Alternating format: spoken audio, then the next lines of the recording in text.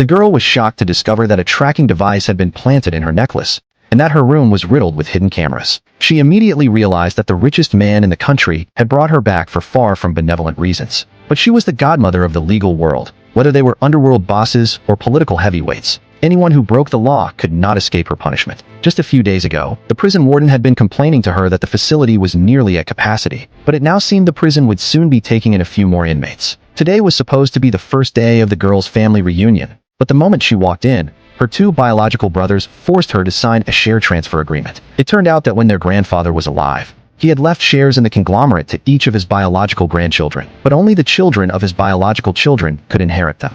Her brothers demanded she transfer her shares to her adopted sister in exchange for $5 million in compensation. The girl sneered inwardly. These people clearly didn't understand the law. A transaction of $5 million was a massive sum, and regulatory authorities would surely suspect it was a shady deal. At best, their accounts would be frozen. At worst, they'd be taken away for investigation. The moment they heard this, the brothers' expressions changed instantly. They quickly snatched the black card back and put on fake smiles, pretending to welcome her home. But the eldest brother still wouldn't give up. He insisted she hand over the shares, lying that it was for her own good and claiming that a country girl like her had no use for them. Her adopted sister also put on an understanding act, saying insincerely, "If you don't want to, then forget it. I'll quit my job and move out right away." But this tactic had no effect on the girl. She first pretended to lower her head to sign the document, then brought up the wealthy man who had just been sent to prison.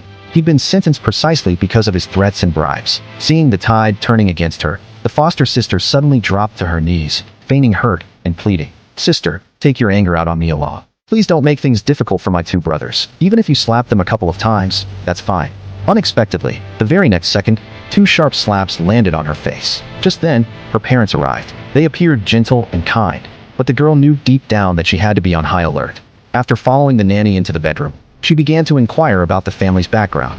To her surprise, the nanny first turned pale with fear, then quietly warned her that the place was a den of evil and urged her to flee immediately. But before the nanny could finish speaking, the father suddenly burst in and interrupted her.